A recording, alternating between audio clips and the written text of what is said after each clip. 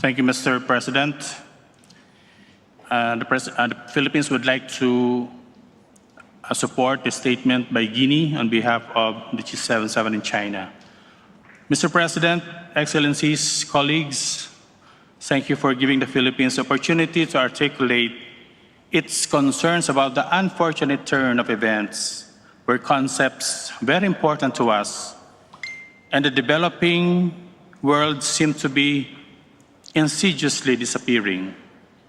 Specifically, I would like to indicate our concern on the handling of critical negotiation issues in Article 6, especially for recommendation on the inclusion of a very important mitigation concept that will serve to stop the accelerating global warming situation. It was there at the start of this COP, but surprisingly disappeared in the course of the session text iteration. Mr. President, I refer specifically to the concept of greenhouse gas emission avoidance. We from developing countries learned from you, our developed country partners, about risk management, which is the only real solution to this runaway climate problem that we are facing. We are always citing the IPCC reports that humanity still has time to avert us going over the edge. This is only possible if we transform the way we live and avoid making the climate change problem more intense than it is now. What is the essence of our proposition, Mr. President? It is quite simple. Developing country parties should be allowed to avoid potential emissions by helping us to shift our technological basis into climate benign ones before we contribute some more to the global warming problem. We would like to remind our partners, Mr. President, that developing countries have been guaranteed their right to continued and sustainable economic development under the Convention and now the Paris Agreement. But the problem is we do not have the means, especially finance, to buy these technologies and transform on our own. These technologies do not reside at the developing world. Since we cannot stop developing, as that would mean catastrophic impacts on our people, especially the poorest and most vulnerable, we need to use the means of implementation card now, while the problem can still be mitigated.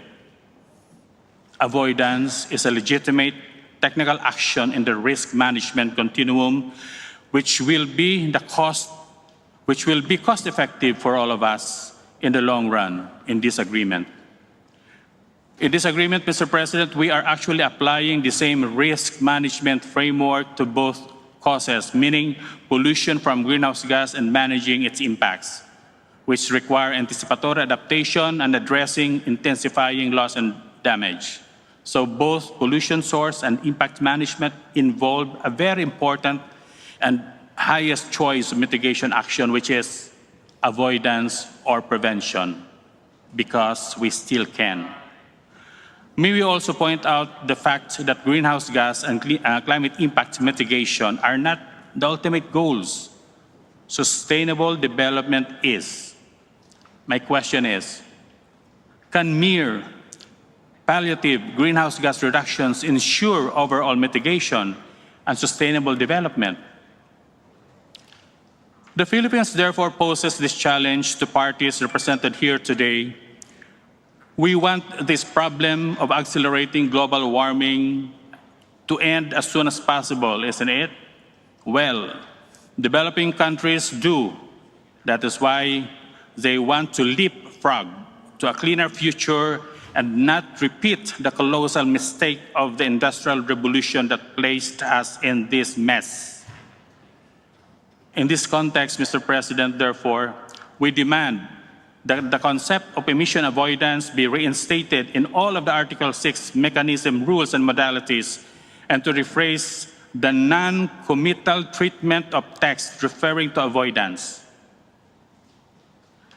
This would be integrated in the main decision operative parts. For example, in Section 3F, of the 6.2 decision. Thank you, Mr. President, for this opportunity.